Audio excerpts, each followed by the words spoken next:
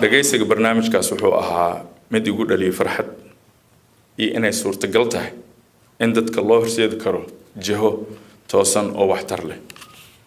waxaa hubaal ah inaynu u baahannahay inaynu xoog saarno horumarinta dimuqraadiyadda.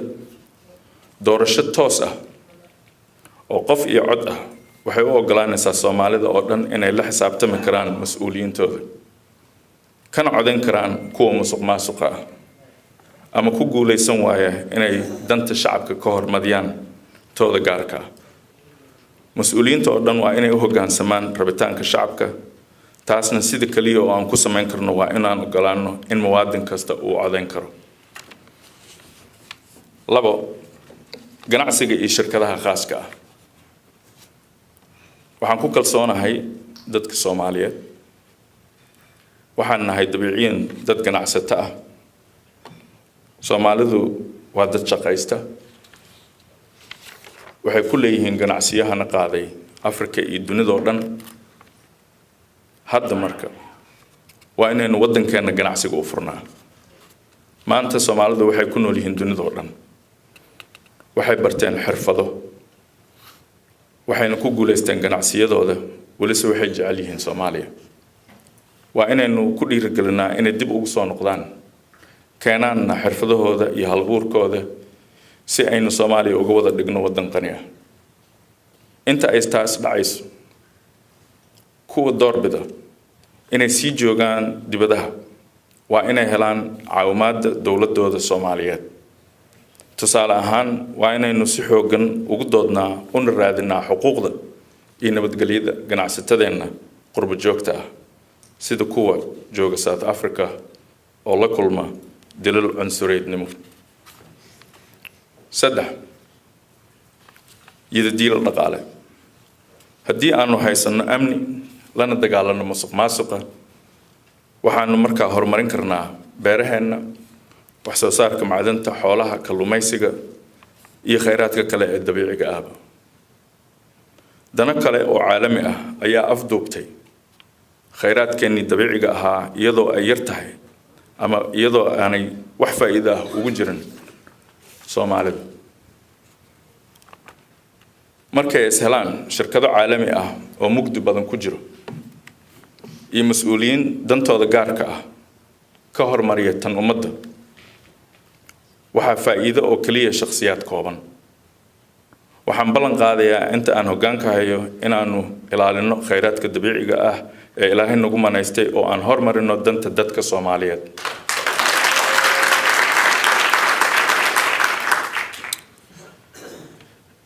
inaan danteena Soomaaliyeed hormarino waxaa ka mid ah inaan waddankeena u furno ganacsiga xaqa ah oo xalaasha ah. waxaan ka dhigaynaa waddankeena mid soo jiita ganacsiga adduunka oo dhan ama ah waddan ay shirkaduhu rabaan inay ka shaqaystaan. sababtoo ah waxaan fududayn doonaa in ganacsi la furan karo. waxaan ilaalin doonaa maalgelinta ha ahaato midda dadkeena iyo mid ajnabiba. waana sida ugu dambeyntii aanu shaqooyin macno leh ugu abuuri karno dadkeena una bedeli karno sumcadda dalkeena.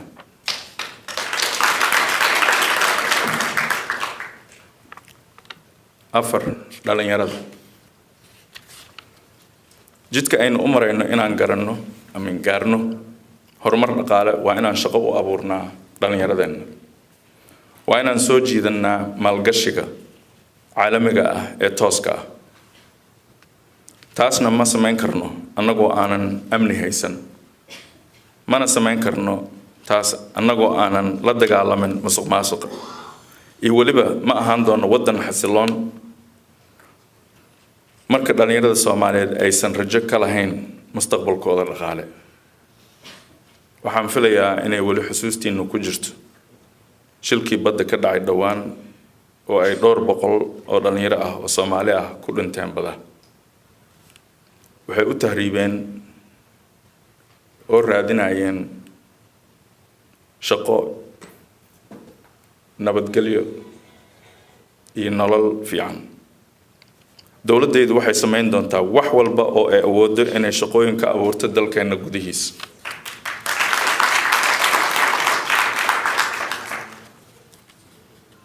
haweenka sidaan la wada soconno haweenkeenu waxay qayb libax ka qaateen halgankii aan u galnay gobonimo doonka Soomaaliyeed waxay ka ahaayeen SYL xubno firfircoon waxay kaalin laga maarmaan ah ka qaateen abaabulkii axsaabta raadinaysay xornimo doonka in badan oo ka mid ah waxay halgankaas kala kulmeen ciqaab xarig iyo dilba leh inkastoo ay haweenku yihiin laf dhabarta bulshadeena haddana siyaasadda iyo nabadeynta waa lagu xaqiraa haweenkeenu waa hodantinimo dabiici ah oo Ilaahay nagu manaystay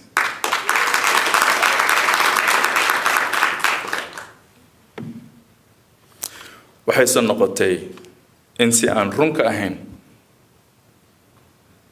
loo soo hadal qaado waxqabadkooda halgankooda iyo guulaha ay ka gaareen nolol maalmeedka guriga baraha shaqada difaaca bulshada iyo wixii lamida waxaa la joogaa waqtigeenu si dhab ah oo aqoonsan lahayn in ummadna aysan guulaysan karin haddii ay xaqirayso bulshada barkeed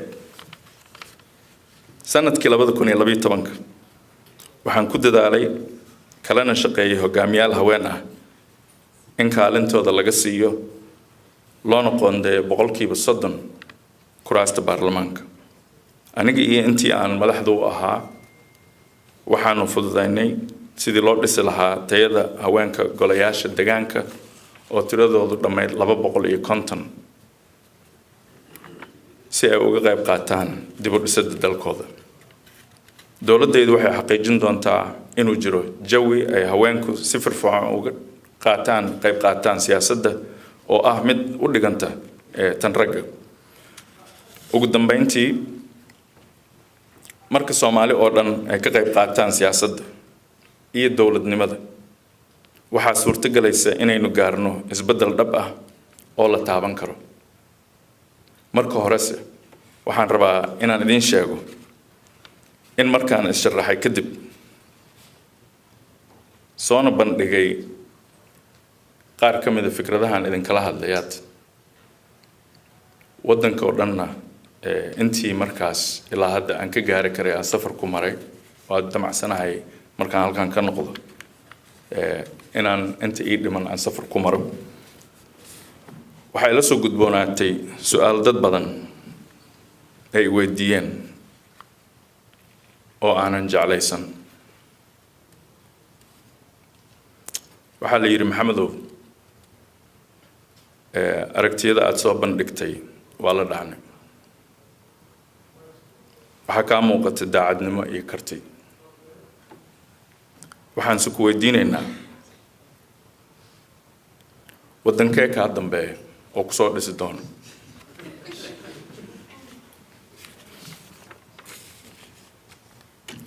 waan wada ognahay dalkeena burburka ku dhacay laakiin su'aashaas waxay run ahaantii cabir ka bixinaysaa kalsooni darrada iyo qalbi jabka dadkeena ku dhacay inaan si caadi ah oo aan laga xishoonayn aan isku weydiino madaxda dalkeena xilka u haysa yaa inoo soo xulay aniga ceeb igala weyn ma jirto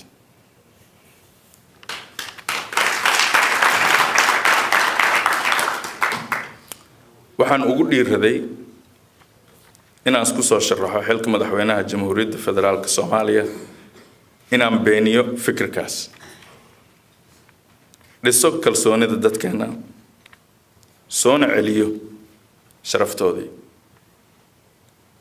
anigoo og inay jiraan malaayiin Soomaali ah oo rabta inuu yimaado isbedel dhab ah oo reer Minnesota ay ka mid yihiin isbedel doonka wadankooda hooyo ka dhici kara waxaan ku tashanayaa taageeradiina iyo taageerada malaayiin Soomaali ah oo jooga dalka gudihiisa iyo dibaddiisaba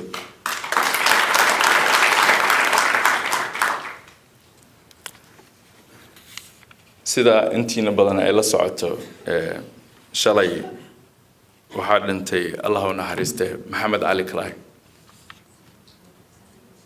وحوها نينجيسيا وحونا استعمالي أراه وهري ويري أساسي محاها سياسي جيسي جاكسون أراه لاس وحي لهيد مركور إنجليزان كوشيغيا if my mind can conceive it if my mind can conceive it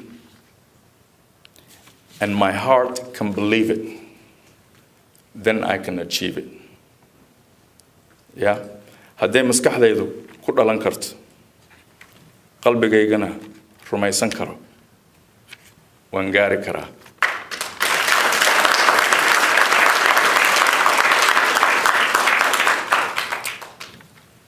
haddii wixii aan idin sheegay caqligiina ay gali karto qalbigiinu uu qaadan karaa aan u wada istaagno inaan ka bedeli karno waddankeena mid lagu yaqaano saboolnimo iyo colaad oo aan u bedelno waddankeena waddankii ugu isbedelka weynaa dunida oo dhan oo ah mid ka soo kabtay burbur noqdayna mid nabad iyo barwaaqo ah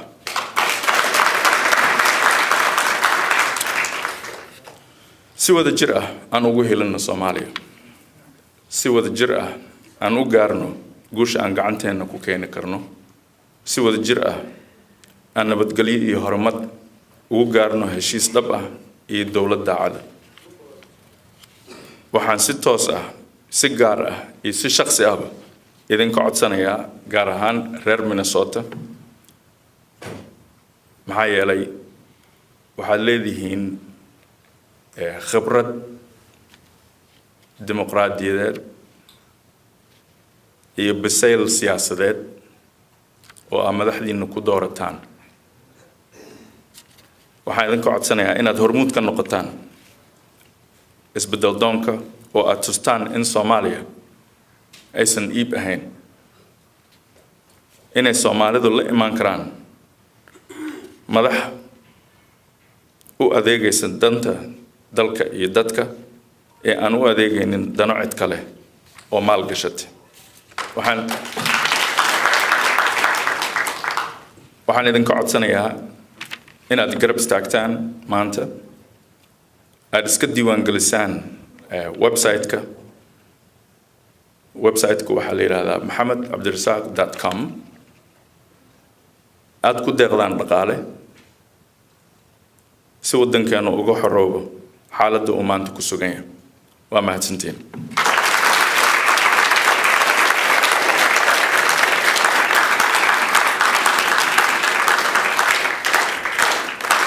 waa mahadsantiin